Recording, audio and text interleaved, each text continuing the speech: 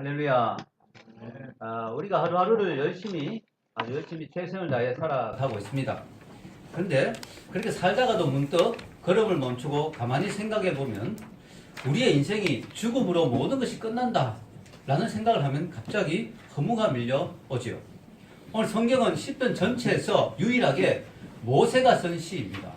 보통 시편은 누가 썼어요? 다윗이 썼죠. 근데 이 시는 시편 전체에서 유일하게 모세가 쓴 시라고 알려져 있습니다.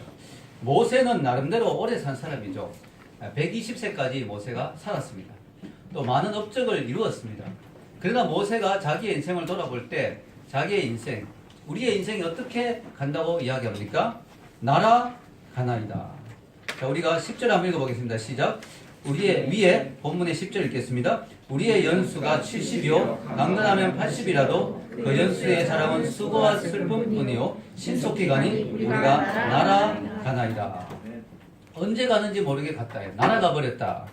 이 영어로 time flies 이런 말이 있죠. 시간이 날아간다. 우리나라 말로는 쏜살같이 지나간다. 쏜 화살같이, 양궁선수의 화살같이 금방 샥 지나가는 그런 것이 우리 인생이다라고 고백을 합니다. 자, 우리가 살다 보면 하루하루가 참 지겹게 느껴질 때가 있어요. 특히 공부하는 학생들, 중딩, 고딩들, 우리 중학생, 고등학생들에게는 하루하루가 너무 지겹게 느껴지죠. 야, 공부가 너무 지겹다, 힘들다.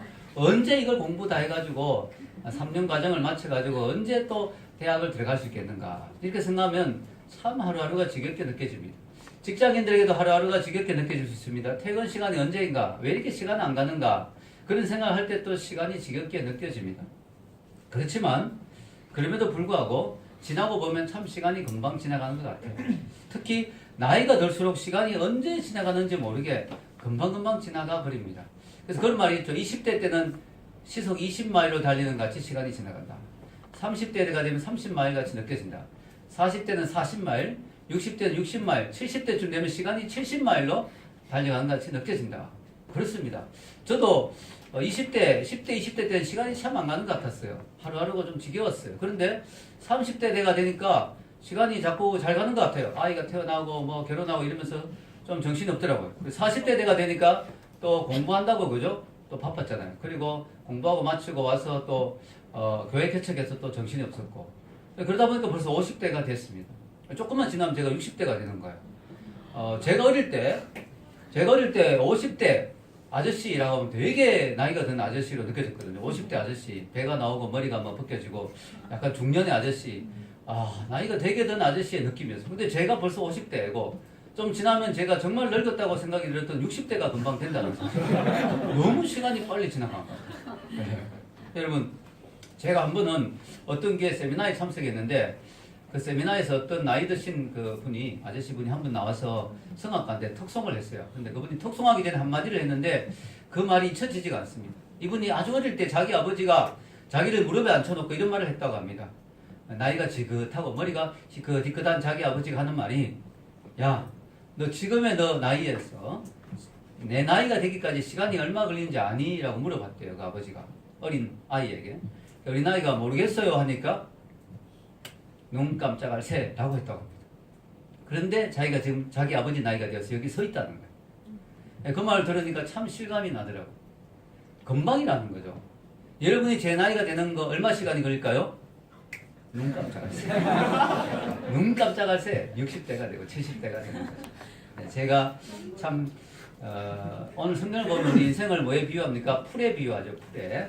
자, 우리가 5절과 6절 위에 한번 읽어볼까요? 5절과 6절 읽겠습니다. 주께서 그들을 홍수처럼 쓸어가시나이다. 그들은 잠깐 자는 것 같으며 아침에 돋는 풀 같으니이다. 풀은 아침에 꽃이 피어 자라다가 저녁에는 시들어 마르나이다. 아침에 풀이 피었는데, 아침에 꽃이 피었는데 저녁에 풀이 시들고 마른다는 거예요. 어떻게 하루 만에 그렇게 됩니까? 이 중동 지역에는 아주 센 중동의 바람이 있죠. 열기가 있는 건 바람이 한번 확 불면 꽃이 정말로 하루 만에 그냥 확 시들어버릴 수가 있어요.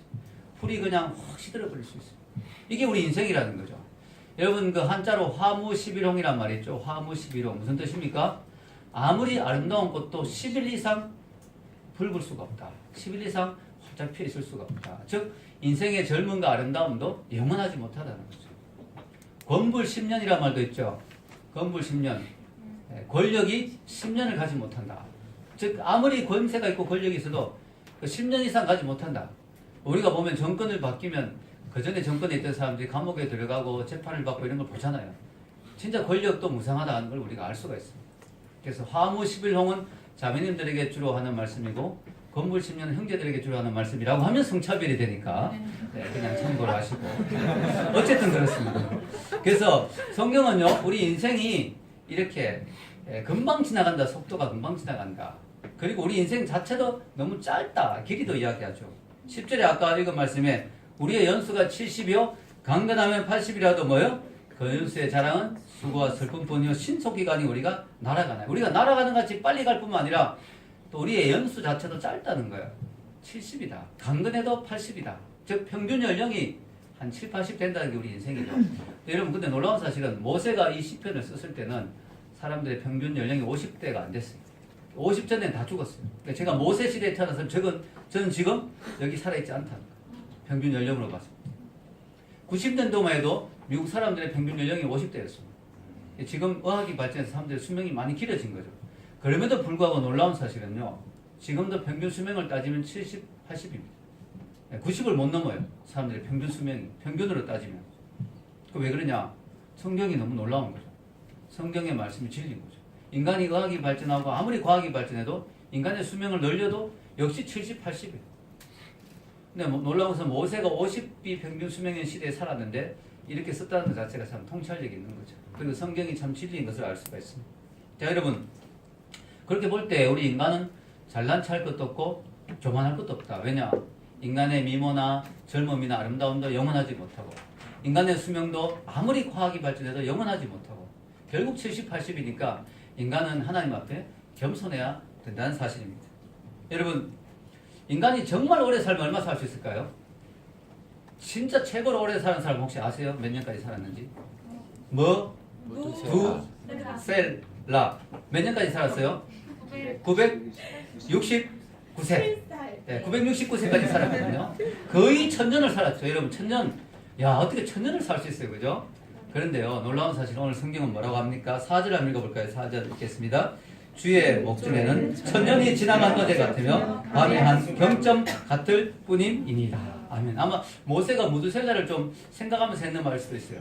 인간의 수명이 짧고 금방 지나간다고 할 때 아니 무두셀라가 있지 않습니까? 라고 할 수 있을 수 있는데 그럼에도 불구하고 1000년의 세월도 하나님 앞에는 밤에 잠깐 한숨 자는 것밖에 안 된다.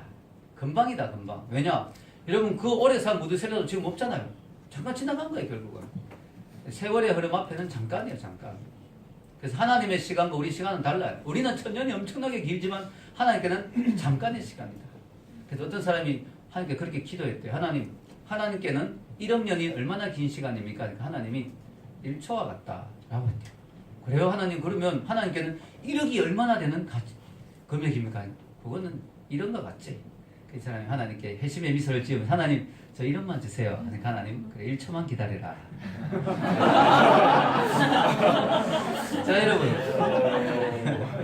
우리와 하나님의 시간 개념이 다릅니다. 그런데 중요한 건 뭐예요? 우리가 100년을 살든 1000년을 살든 그 우리 인생이란 게 수고와 슬픔뿐이라는 슬픈 이야기죠. 자 10절에 다시 한번 보면 우리의 연수가 70이요 강건하면 80이라도 그 연수의 자랑은 뭐예요? 수고와 슬픔뿐이다. 우리가 인생을 살다 보면요 참 좋다 참 행복하다 라고 하는 순간은 참 짧은 순간이에요. 짧은 순간. 우리가 결혼식을 하면 그 순간은 참 행복하잖아요. 결혼하고 신혼여행 가고 그게 짧아요. 짧아. 나머지 인생의 모든 부분에서는 부부가 서로 맞추어가며 살아야 되는 거죠. 우리가 참 좋다 행복하다 싶은 시간은 아주 짧습니다. 우리가 아이를 낳으면 얼마나 행복합니까? 그 순간이 너무 황홀하죠. 아이를 보면 방긋방긋 우는 아이 너무 행복하고 예쁘죠. 그러나 그 아이를 얻게 돼서 행복한 순간은 잠시고 평생을 그 아이를 또 키우기 위해서 많은 수고와 노력과 뒤치다거리를 해야 되죠. 그게 힘든 시간들이 많죠. 행복한 순간 짧지만 수고와 슬픔, 힘든 시간들은 참 많습니다. 우리가 대학에 합격하거나 원하는 회사에 취직하게 되면 너무 행복하잖아요. 너무 기쁘잖아요. 그러나 그것도 잠시죠. 그때부터 또 공부를 하고 취업을 또 준비를 하고 또 취업을 해도 또 직장에서 여러 가지 어려움이 있고 그 시간들이 더 힘든 시간이 많죠. 그래서 여러분 우리 인생이란 게 참 행복하다, 참 좋다 싶은 시간은 잠시고요. 참 슬프다, 힘들다, 참 괴롭다는 시간은 참 많습니다. 그러다가 이제 그 힘든 시간들이 다 지나가서 이제 삶이 좀 안정되나 싶으면 어떻게 돼요? 몸에 이곳저곳이 아프기 시작합니다. 무릎도 아프고 허리도 아프고 어깨도 아프고 막 그러면서 또 병도 오고 그러다가 또 사랑하는 사람이 또 떠나가는 아픔을 겪죠. 그러다 우리도 이제 이 세상을 떠날 때가 다가오죠. 이게 우리 인생이라는 거예요. 그래서 여러분 사람이 죽게 되면 성경은 어떻게 표현하냐면은 3절에 이렇게 표현하죠. 읽겠습니다. 주께서 사람을 뒷걸로 돌아가게 하시고 말씀하시기를 너희 인생들은 돌아가라 하셨사오니 아멘. 여기 보면 돌아간단 말이 두 번에 나옵니다. 인생이 돌아간다. 참 신기한 게 안 믿는 사람들도 사람이 죽으면 돌아가셨습니다. 그죠? 너무 신기하죠? 돌아가셨습니다. 자 여러분 이게 성경에 보면 어디로 돌아가냐면 뒷걸로 돌아간다는 거예요. 뒷걸로. 왜냐하면 사람이 흙에서 만들어졌거든요. 그래서 다시 흙으로 돌아가라. 하나님이 명령하셨어요. 그러니까 우리가 버틸 수가 없어요. 하나님 명령 앞에 난 안 돌아가고 싶습니다라고 할 수 있는 사람이 아무도 없어요. 다 돌아가야 돼요. 다 돌아가야 돼요. 뒷걸로 와서 뒷걸로 다 돌아가야 돼요. 그게 우리 인생의 운명입니다. 이렇게 생각하면 우리 인생이 너무 슬프고 너무 서글프고 너무 참 허무하죠. 근데 놀라운 건요. 오늘 시편을 읽으면 여러분이 인생이 참 슬프다, 허무하다 라는 생각과 동시에 이상하게 묘한 소망이 생기는 걸 아셨어요. 허무주의로만 빠지지 않아요. 왜 그럴까요? 그게 하나님이란 말이 자꾸 나옵니다. 하나님. 그래서 여러분 우리 인생의 답은 하나님이에요. 이 허무하고 또 답답하고 또 절망적인 또 슬픈 뿐인 우리 인생을 소망을 가질 수 있는 유일한 길이 뭐냐? 하나님을 만나는 데 있습니다. 아멘입니까? 아멘. 그래서 오늘 시편에 인생의 절망과 허무와 슬픔을 이야기하면서도 하나님을 이야기합니다. 영원하신 하나님을 알 때 유한한 우리 인생의 한계를 극복할 수가 있다는 거죠. 그래서 여러분 놀라운 것은요. 이 모세가 시편에 인생의 허물을 노래하는 이 시편 정말 주옥 같은 시죠. 너무 아름답죠. 근데 이 인생의 허물을 이야기하기 전에 먼저 뭘 전제하고 이야기하느냐? 하나님 이야기를 먼저 합니다. 하나님. 1절부터 2절 한번 읽어볼까요? 시작. 주여 주는 대대 우리의 거처가 되셨나이다. 산이 생기기 전 땅과 세계도 주께서 조성하시기 전 곧 영원부터 영원까지 주는 하나님이시니이다. 아멘. 모세는 인생의 허물을 이야기하기 전에 먼저 하나님을 소개합니다. 이 하나님을 알 때 인생의 허물을 극복할 수 있다는 거죠. 이 하나님은 어떤 하나님이냐? 보통 하나님이 아니죠. 이 땅을 창조하신 창조자이십니다. 유한한 인생과 대조적으로 영원하신 분이십니다. 이 하나님이 온 땅과 이 세계를 만드셨습니다.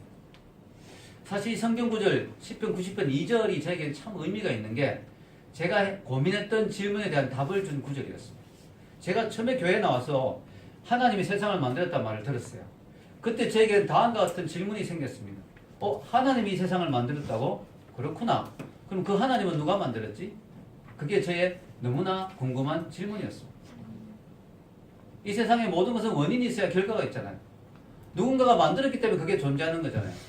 피아노를 누가 만들었으니까 여기 피아노가 있는 거 아니에요. 이 강대상을 누가 만들었으니까 여기 있는 거 아니에요. 누가 저를 낳아줬기 때문에 제가 있는 거 아니에요. 이 세상의 모든 것은 원인이 있어야 결과가 있거든요.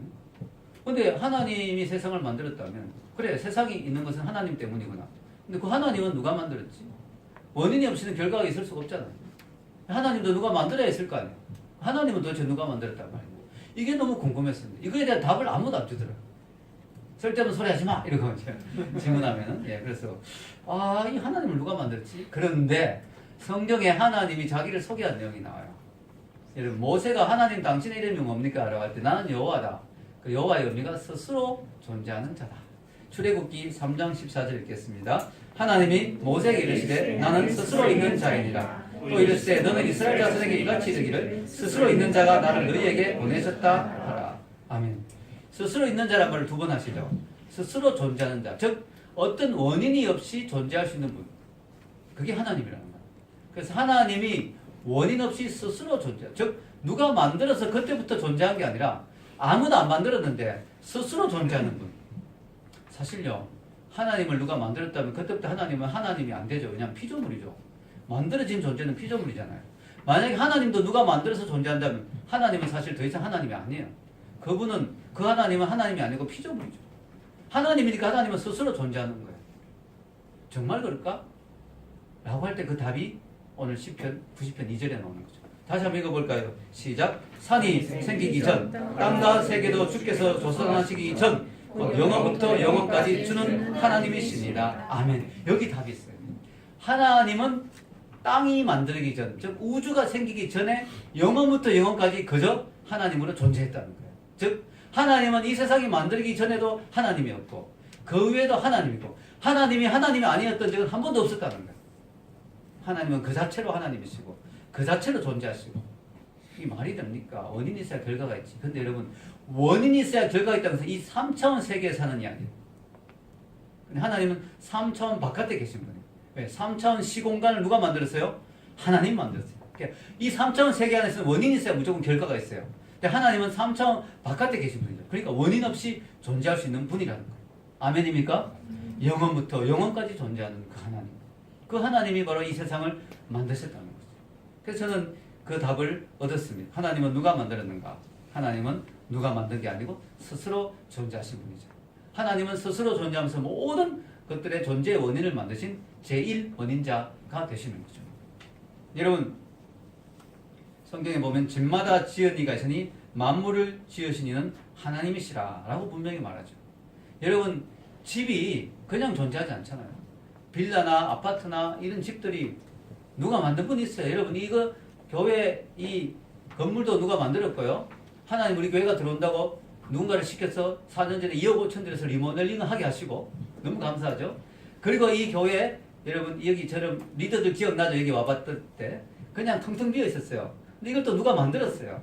얼마나 고생했는지 모릅니다. 먼지 막 덮어쓰고 너무 고생하면서 만들었습니다. 만든 분이 분명히 계세요. 이 세상 만물을 만든 분이 계시다는 거죠. 여러분 불교의 문제가 뭐냐면요. 불교는 너무 놀랍게도 원인과 결과를 되게 강조하는 종교예요. 그래서 우리가 지금 고통을 당하면 뭐라고 해요? 불교는 너의 전생의 죄 때문이다. 업보다 업보. 그 죄의 원인으로 지금 너는 이런 고통을 당한다. 원인이 있어야 결과가 있다고. 인과관계를 되게 중요하게 여기 불교입니다. 제가 한 번은 불교 스님과 깊은 대화를 했어요. 그분이 이 세상의 모든 것은 과거의 죄의 원인에 의해서 지금 고통을 당하는 겁니다. 원인이 없는 결과는 없습니다. 이렇게 이야기하시길래 제가 스님께 물어봤어요. 스님, 그렇다면 지금 스님의 눈앞에 보니 이 자연 만물은 무슨 원인으로 이렇게 있게 된 겁니까? 할 때 스님이 아무 대답을 못하는 거예요. 아, 그건 뭐 그냥 있는 거지. 아니 스님, 원인이 있어야 결과가 있다 했잖아요. 뭔가 누가 만들어야 이게 있는 거 아닙니까? 대답을 못 하시더라고요. 여러분 물론 우연히 만들어졌다라고 말합니다. 진화론자는 우연히. 근데요. 우연은 일련의 규칙과 질서를 만들 수가 없죠. 여러분 우연히 주사위를 던졌는데 우연히 주사위가 10번 다 1이 나왔다. 이게 있을 수가 없는 거죠. 자, 우연히 주사위를 한 20번 던졌는데 1부터 20까지가 순서대로 나왔다. 이게 있을 수가 없는 거죠. 우연은 질서와 규칙을 만들 수가 없죠. 근데 이 세상은 너무나 놀라운 질서와 규칙으로 이루어져 있죠. 너무나 정밀하게. 여러분 나사 우주선이 정밀한 건 아무것도 아니에요. 나사 우주선이 정말 정밀하게 만들어졌죠. 조금만 잘못 만들면 터져버립니다. 터져버려요. 그죠? 나사 우주선이 조금만 뭐가 이상이 생기면 바로 터지죠. 그런데 이 나사 우주선보다 우리 인간의 몸이 더 정밀해요. 더 정밀해요. 여러분 우리 인간의 뇌 있죠. 뇌세포. 뇌만 해도요. 엄청납니다. 엄청나요. 여러분 인간의 뇌세포가 몇 개인지 아세요? 136억 5,003만 개의 세포가 있다고 해요. 인간의 뇌에 136억 5,003만 개인데 이 숫자가 전 세계 인구 숫자 2배 정도 됩니다. 여러분 머릿속에 있는 뇌세포 숫자. 그리고 뇌세포가 서로 조화를 이루어서 시냅스가 막 연결되잖아요. 연결. 이 연결선이 어느 정도 복잡하게 연결되어 있냐면은 1에다 0을 1,500만 개 붙이는 정도 숫자로 뇌가 연결되어 있어요. 이 연결 숫자는 전 세계에 있는 전화기 연결 숫자보다 더 많다고 합니다. 전화선 연결되어 있는 것보다. 그러니까 이 머리, 여러분 머리 하나만 해도 얼마나 복잡하게 연결되어 있고 그렇게 되어 있는지 모릅니다. 근데 여러분, 우리가 나사의 우주선보다 더 복잡한 우리 인간, 이런 존재를 보면서요. 나사의 우주선이 우연히 만들어졌다고 말하는 사람 아무도 없겠죠. 나사의 우주선이 말이지, 오랜 세월이 지나다 보니까 돌덩이들이 막 깎이고, 그래서 저렇게 됐어. 이게 말할 수가 없잖아요. 근데 나사의 우주선보다 더 정밀한 우리 인간 몸 하나만 보더라도 엄청나게 정밀한데 이게 우연히 만들어졌다고 말하는 게 말이 안 된다는 거죠. 여러분 DNA 정보가 엄청나죠. 이런 것들 다 하나님이 만들었다는 증거입니다. 자, 우리는 성경에는 우리가 인간이 하나님께 요구하시는 게, 하나님이 인간에게 말씀하신 게 뭐냐면 너는 티끌에서 같은 티끌로 돌아가라. 그게 인간이 허무한 이유죠. 티끌에서 와도 티끌로 돌아가. 여러분, 우리가 사랑하던 사람이, 가까이서 보던 사람이 한순간에 티끌로 돌아간다면 얼마나 허무합니까? 너무 허무하죠. 근데 여러분, 허무하지 않을 수 있는 방법이 하나님이라 했죠. 1절에 답이 있어요. 1절에 읽어보겠습니다. 주여, 주는 대대 우리의 거처가 되셨나이다. 아멘. 이 거처란 말이 안식처, 피난처, 영어로 dwelling place, 보금자리, 이런 의미입니다. 여러분, 하나님이 우리의 보금자리다. 하나님이 우리의 고향이다. 하나님이 우리의 본향이다. 하나님이 우리의 거할 곳이다. 자, 여러분 보세요. 너무 놀라운 이야기죠. 하나님이 인간에게 너는 흙에서 왔으니 흙으로 가라. 나하고는 상관없다. 너는 흙으로 돌아가라. 끝나는 존재가 인간인데, 그러나 하나님을 주님으로 섬기는 사람에게는 하나님이 뭐가 된다고요? 거처가 됐습니다. 즉 돌아갈 본향이 있다는 거죠. 하나님의 집이 있다는 거예요. 아멘입니까? 너무 놀라운 이야기입니다. 우리가 인생의 허물을 극복하는 방법이 여기에 있어요. 하나님 없이 살다 보면 이 티끌로 돌아가는 걸로 끝나버려요. 인생이 흙으로 돌아가는 걸로 끝나요. 그러나 하나님을 주님으로 섬기는 사람은 주여, 주님이 대대 우리의 거처가 되시나이다. 우리의 영원한 보금자리가 되십니다. 우리가 돌아갈 집이 하나님 집이 있다는 거예요. 내 아버지 집이 거할 곳이 많다고 예수님이 말했어요. 내가 너희를 데려가리라고 약속했어요. 아버지 집이 있다는 게 하나님을 아버지로 믿는 사람에게. 아멘? 얼마나 중요한 얘기입니까? 우리 아이들이 방학 때가 되면 한 번씩 미국에서 한국으로 들어옵니다. 그때 아버지 집에 오죠. 아버지 집에. 아버지 집이 어디예요? 저희 집. 근데 만약에 얘들아 부도 났다. 아버지 집 없어. 아니면 아버지, 아빠, 엄마 뭐 다 없어졌어. 이러면 얼마나 허탈하겠어요. 여러분, 들어왔을 때 있을 수 있는 집이 있다는 게 얼마나 좋아요. 여러분, 우리 인생이 죽고 난 뒤에 영원히 돌아갈 집이 없다. 하나님을 아버지를 안 모셨다. 하나님을 아버지를 안 믿었다. 그럼 죽고 나서 그 영혼이 티끌로 돌아가고 영원한 지옥으로 간다면 얼마나 허무하겠습니까? 그러나 그 영혼이 하나님을 안다면, 그 영혼이 하나님 아버지께로 돌아갈 수 있다면 얼마나 축복된 것입니까? 여기에 우리 인생의 답이 있는 거죠. 우리 인생의 허물을 극복할 수 있는 방법이 여기에 있는 것이죠. 우리 인생의 허물은 괴롭다고 술 한잔 한다고 해결되는 게 아니고, 괴롭다고 뭐 애인을 만나고 한다고 해결되는 게 아니고, 우리 인생의 답은 하나님을 아는 데 있는 줄 믿습니다. 여러분, 이런 하나님의 은혜를 체험하지 못한다면, 우리 인생을 하나님을 만나지 못하는 인생이 된다면 어떻게 될까요? 심각한 문제가 발생합니다. 여기 보면 7절에서 9절을 한번 읽어보겠습니다. 7절에서 9절. 우리는 주의 노에 소멸되며 주의 분내심에 놀라나이다. 주께서 우리의 죄악을 주의 앞에 놓으시며 우리의 은밀한 죄를 주의 얼굴빛 가운데 두셨사오니 우리의 모든 날이 주의 분노 중에 지나가며 우리의 평생이 순식간에 다하였나이다. 아멘.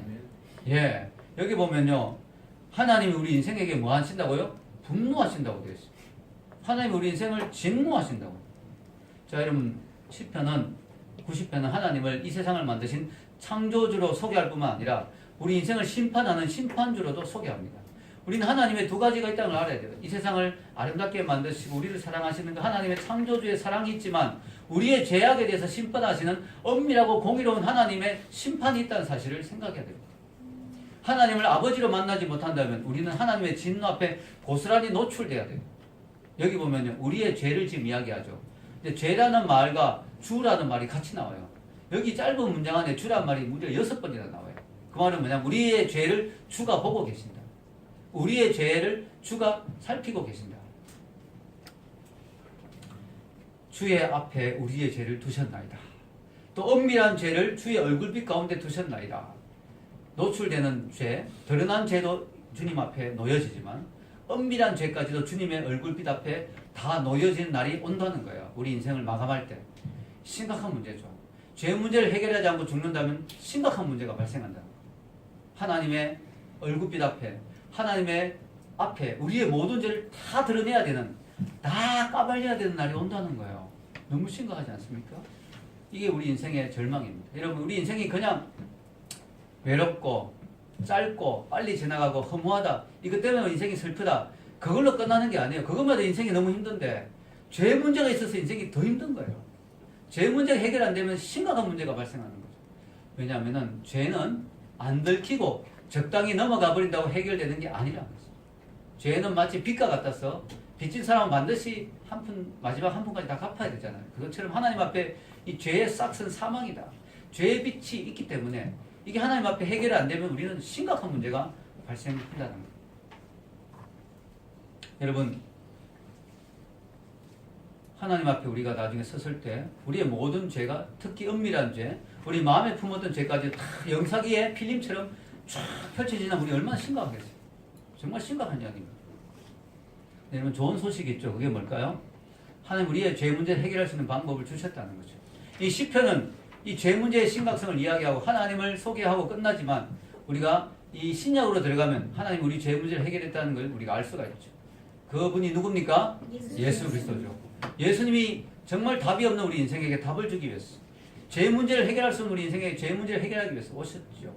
요한일서 1장 9절 읽겠습니다. 만일 우리가 우리 죄를 자백하면 그는 기쁘시고 어려서 우리 죄를 사하시며 우리를 모든 불의에서 깨끗하게 하실 것이요. 우리 죄를 자백하게 만들면, 우리 죄를 끝까지 우리가 끌어안고 꽁꽁 안고 우리가 숨기고 있다면 그 죄를 하나님 앞에 드러낼 날이 오겠습니다. 그러나 우리가 우리 죄를 자백한다면, 즉 우리가 죄인임을 인정하고 하나님 앞에 우리 죄를 회개하고 하나님의 용서를 구한다면, 하나님의 자비를 구한다면, 하나님 우리 죄를 용서하시는데 그 근거가 예수님의 피라는 것이죠.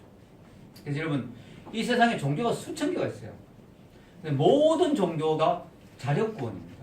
즉 너가 구원받기 위해서는 너가 착하게 살아야 되고, 너의 죄를 해결해야 되고, 너가 고행을 해야 되고, 선행을 해야 되고, 너가 이렇게 해야 너는 구원을 얻을 수 있다. 모든 종교가. 근데 이 세상에 수천 개의 종교 중에, 수만 개의 종교 중에 딱 하나만 타력구원. 너의 힘으로는 죄를 해결할 수가 없으니까 죄를 해결해 주실 분이 왔다. 그게 기독교예요. 아멘입니까? 예수님이 우리 힘으로 죄를 해결할 수 없기 때문에 예수님이 오셔서 우리 위해 죽으셨다. 그게 기독교예요. 그게 복음이에요. 복음. 여러분, 그래서 우리가 구원을 성경은 하나님의 선물이라고 합니다. 선물은 내가 노력해서 얻었다면 그건 선물이 아니죠. 삭시죠. 수고한 값이죠. 그러나 내가 수고하였는데 얻었다면 그건 선물이죠. 읽겠습니다. 에베소서 2장 8절에서 9절. 너희는 그 은혜에 의하여 믿음으로 말미암아 구원을 받았으니 이것이 너에게서 난 것이 아니고 하나님의 선물이라. 행해서 난 것이 아니니 누구든지 자랑하지 못하게 하리라. 아멘. 선물이기 때문에 우리가 수고하지 않고도 얻을 수 있게 된 거죠. 여러분, 63빌딩을 갔는데, 예를 들어 63빌딩 꼭대기 한번 올라가고 싶다. 여러분 걸어 올라가야 된다면 얼마나 힘들겠어요. 63층은 너무 힘들죠. 근데 여러분, 엘리베이터를 타면 어떻게 돼요? 너무 편하게 올라가죠. 너무 편하게 올라갑니다. 근데 여러분, 엘리베이터를 우리가 편하게 올라갈 수 있는 이유가 뭘까요? 누군가가 수고해서 엘리베이터를 만들어 주었기 때문에. 우리는 편하게 올라가지만 그렇다고 그게 힘이 안 들었던 건 아니에요.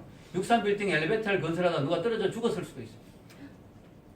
누군가 희생하고 수고했다는 거죠. 그 덕분에 우리는 그것을 편하게 누린다는 거죠. 우리가 구원을 공짜로 얻는 선물이라니까 값어치가 없게 생각하는 사람이 있어요. 공짜입니다 라고 하니까 싸구려네, 별거 아니네 라고 생각하는 사람이 있어요. 그거 아니에요. 우리 쪽에서 볼 때는 값을 안 치르기 때문에 공짜지만 하나님 쪽에서는 엄청난 값을 치렀어요. 자기 아들 희생하신 것이죠. 요한복음 3장 16절. 하나님이 세상을 이처럼 사랑하사 독생자를 주셨으니 이는 그를 믿는 자마다 멸망하지 않고 영생을 얻게 하려 하심이라. 아멘. 여러분, 구원을 주기 위해서 하나님의 아들이 희생됐습니다. 그래서 구원이 공짜지만 이것이 값어치가 없기 때문에 공짜가 아니고 오히려 반대예요.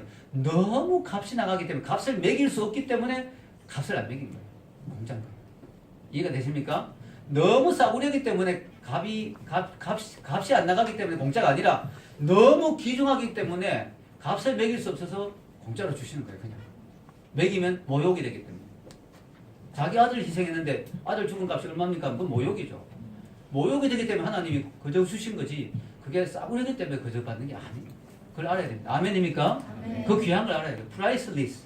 값이 없다 이거예요. 이것은 싸구려라는 뜻이 아니고 값을 매길 수 없다는 뜻이에요. 여러분, 그래서 우리 인생에서 하나님의 진노가 앞에 있다는 사실을 기억해야 됩니다. 진노 앞에, 분노 앞에 우리는 서 있다는 사실. 우리가 그 진노를 해결해야 된다는 사실. 여러분, 그게 인생의 지혜입니다. 인생의 한계를 아는 것이 지혜입니다. 여러분, 12절을 한번 읽어볼까요? 시작. 우리에게 우리날 계수함을 가르치사 지혜의 마음을 얻게 하소서. 여러분, 참된 지혜가 무엇입니까? 여러분, 참된 지혜는요, 머리 좋고 좋은 성적 얻어서 좋은 대학교 가는 게 참된 지혜가 아니에요. 재주가 좋아서 주식을 잘 투자해서 돈을 많이 버는 게 참된 지혜가 아니에요.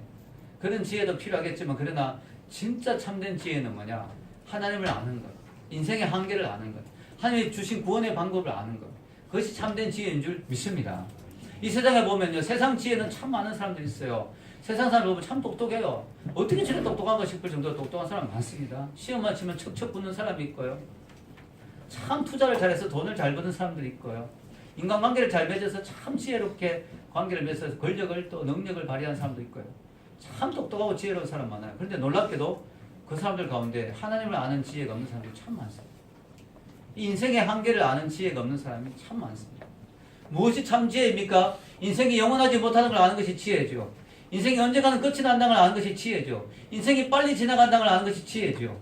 인생의 답이 하나님이신 것을 아는 것이 지혜죠. 인생의 구원의 문제가 예수님께 있다는 것, 인생의 제 문제가 심각하다는 걸 알고 그 예수님의 구원의 십자가를 아는 것이 지혜죠. 이것이 참된 지혜라는 것이죠. 너무나 많은 사람들이 세상의 지혜를 가지고 영적 문제를 해결하려고 합니다. 자신이 언젠가는 사라질 인생인데 천년 만년 살 것 같이 착각하며 자기의 지혜만 믿고 큰소리 치는 사람이 많습니다. 참된 지혜는 여호와를 경외함이 지혜의 근본인 것이죠. 아멘입니까? 잠깐 보이다가 사라진 안개와 같고 해가 뜨면 금방 사라져 버리는 풀과 같은 우리 인생이 무엇을 의지하고 살아갈 수 있겠습니까? 오직 인생의 한계를 알고 하나님의 위대하심을 알고 하나님을 믿고 하나님 앞에서 구원을 받는 제 문제를 해결받는 것이 참된 지혜입니다. 내가 곧 길이요 진리요 생명이라 하신 예수님을 알고 인생길에 주님과 동행하는 것이 참된 지혜입니다. 이런 놀라운 지혜, 참된 지혜가 있는 여러분이 되시기를 주의 이름으로 축원합니다. 기도하겠습니다.